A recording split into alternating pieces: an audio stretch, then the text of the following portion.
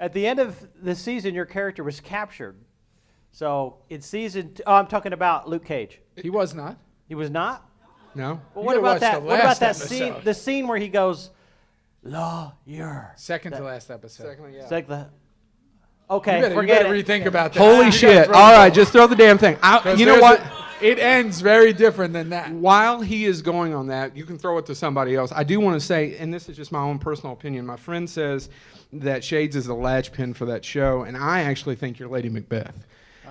What do you think? I think that the hardest thing to do when we were doing that show, when we were doing press, is because the critics on all Marvel shows get the first 8 or 7. And if you have watched Luke Cage, for the people who have, Luke Cage is really set up into 2 separate shows. There's 1 to 7, and then there's 8 to 13.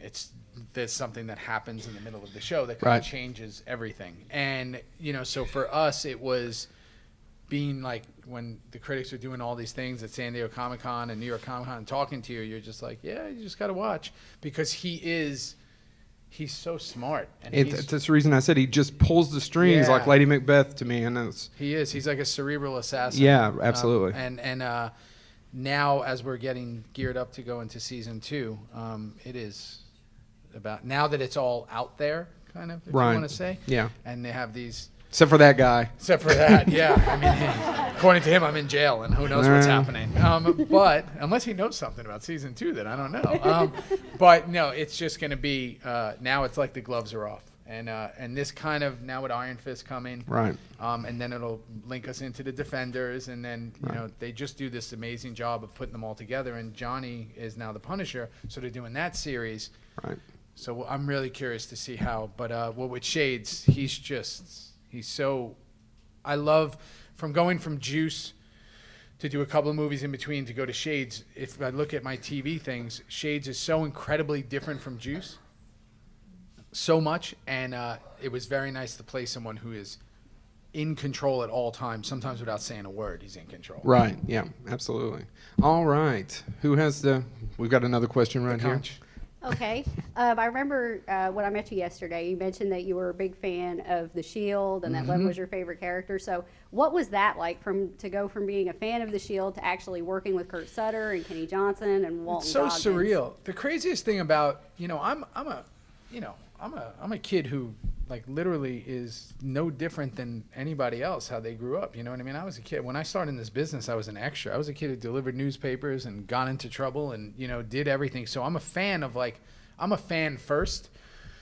So this business is so weird for me now. It's like this morning, I was up at 6:30 in the morning doing yoga with Diamond Dallas Page. It's like, well, Did you really do yoga? Because this morning he was given a demonstration in this very room. I was there. You were there up by here? the pool. No, I did it at 6:30 this morning with him because I thought, when am I ever going to do this? This is a guy I watched growing up, watching him wrestle. And DDP. Now I'm going to be doing diamond cutters by the pool with this dude. So I just said, this is amazing. And when it looked, so to relate that to The Shield, I was such a huge fan of The Shield. I think it's some of the best television that's ever been made. Mm-hmm. When Sons came up, the original name of the show was called Forever Sam Crow when we got the script. And the first thing I saw was that it was basically created by the executive producer, head writer of The Shield. And I was like, oh my God, I got to get on this show.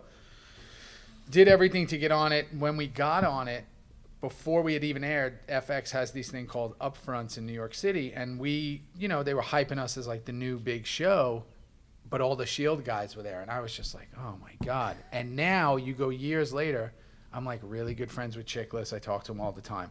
Goggins played Venus. Kenny Johnson was on the show. Benito was on the show. CCH was on the show. You had all the people from The Shield on the show. Juice is actually watching The Shield in the prison scene when he's in jail.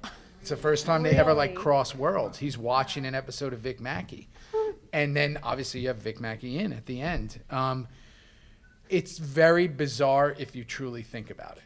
Because you go up, you watch these things, and then you're with the people. And you just hope they don't disappoint you as humans. And that show, they didn't. They're all as amazing as I thought they were going to be. Great question. All right, so let's throw it back there and let's make our way through. Yeah, we're Nice that'll wait. Coming from doing a show on Fox and being the network production and then doing Netflix where it's not a network, what's the difference and how do you see that affecting the TV has industry? changed completely. Everything's changed. the world has changed. You know, everything's changed with the way we consume our entertainment now.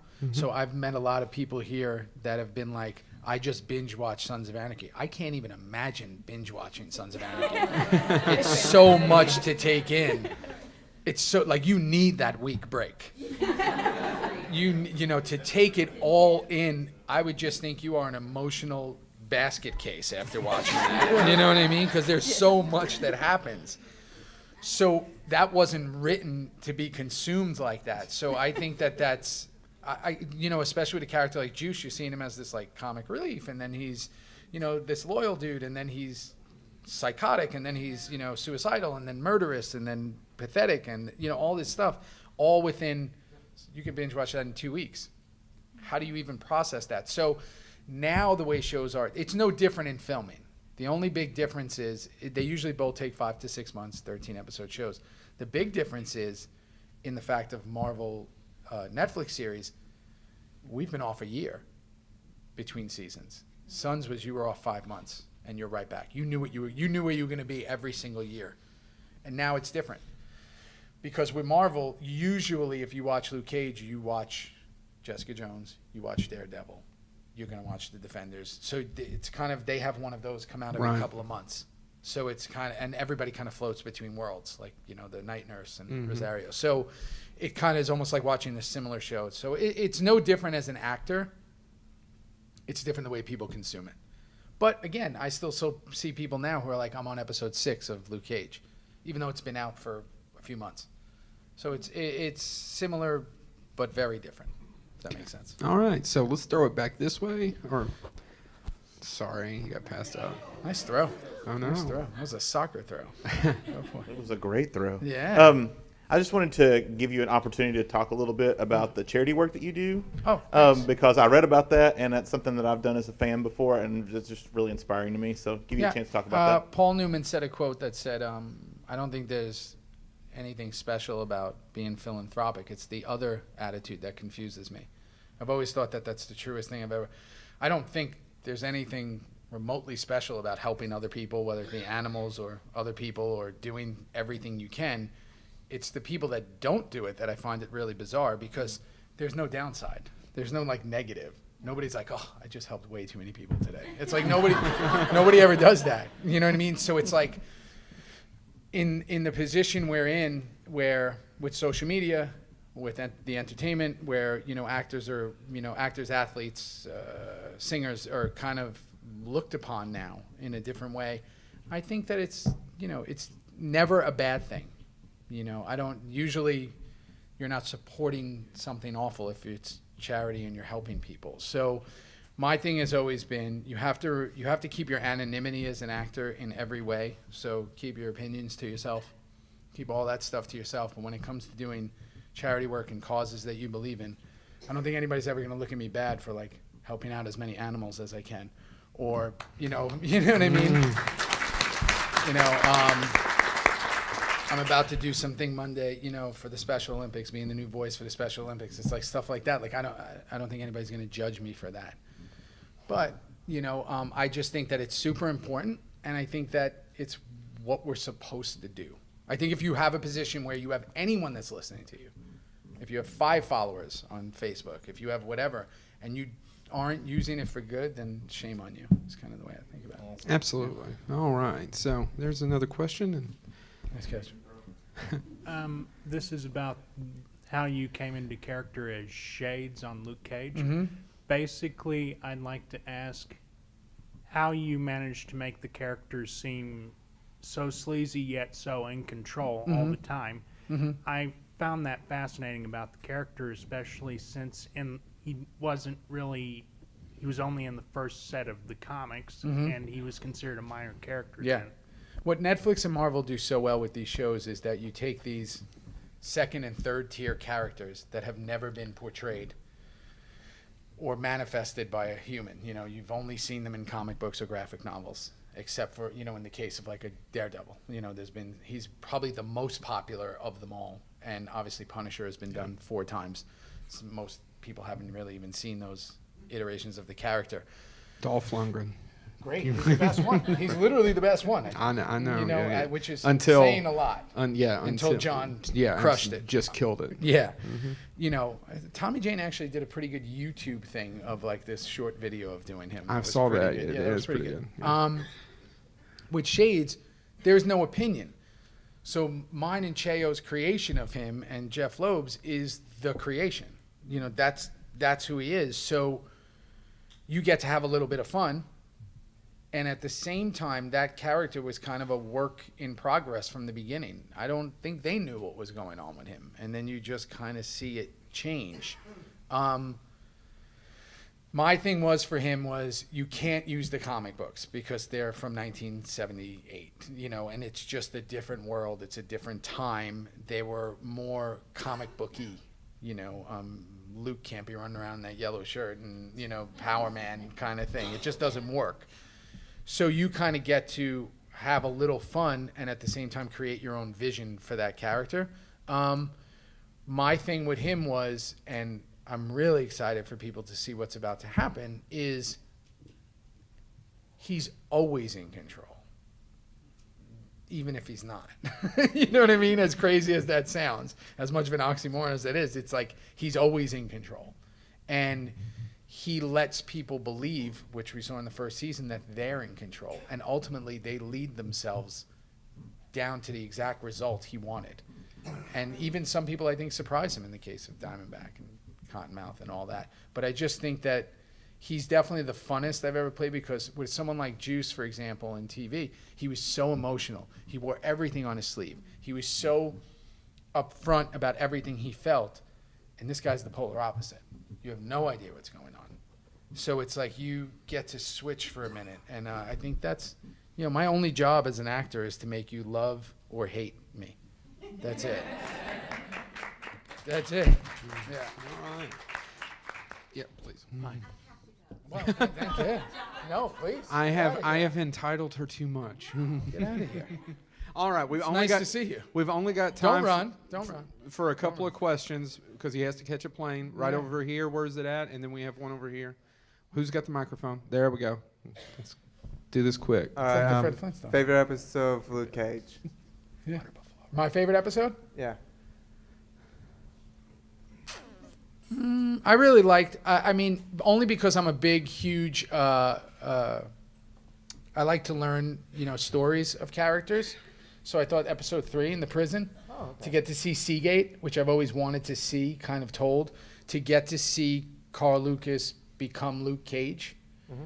I think that anytime you can do that story and you learn about whatever the vision is of how this character became it, like when you're watching Daredevil and you see him young and you see him as a kid and you see the accident and you see all that stuff, I like to see that. It's cool to know the character. It's like Batman. It's like sometimes the story of how he became Batman is better than him being Batman. Right. I like that. I like the development of that. So I think that for someone, I never read Power Man. I never read Luke Cage.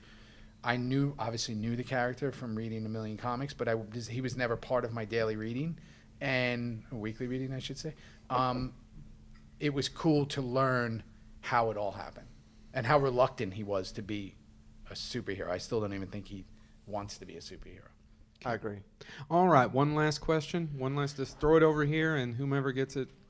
That is a toss. It's that is a going to toss. someone. All right. Someone got Give it to hit. this lady here, Someone's please. suing.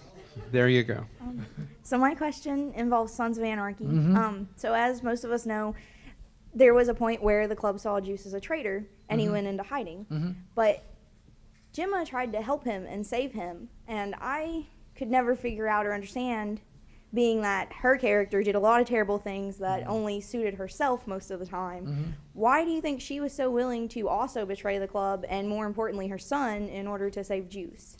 What's funny about the show is it's the way people consume kind of or look at what happened. If you really break down the show, Jax actually talked to the cops way more than Juice ever did. But people don't see it that way because they looked at him as a hero. He was cheating on his wife. He was beating up women. He was doing all this stuff, but he's looked at as a hero.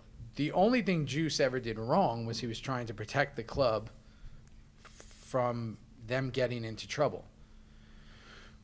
But because he put himself in this situation where the sheriff framed him and got him in a position where it was either the one thing you care about the most, because he had no family, he was basically a lost boy and like Peter Pan, I'm going to take this club away from you. He was like, okay, then what do you need me to do?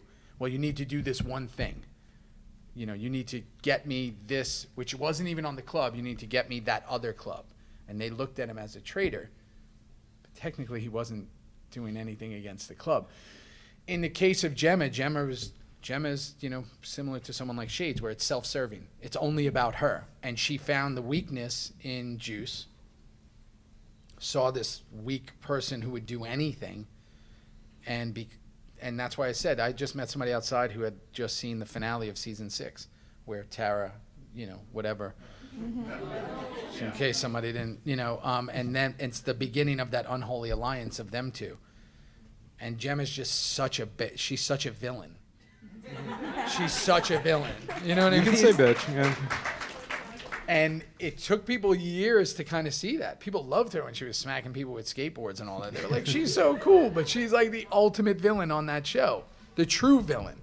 And then ultimately Jax becomes a villain, you know? And I think that the reason why you care about characters like Opie, the reason you care about characters like Juice is because they're kind of the moral compass of the show. They're actually good people who were just in bad situations. So. All right, so let's go ahead and put our hands together and thank him so much. Got a plane to catch.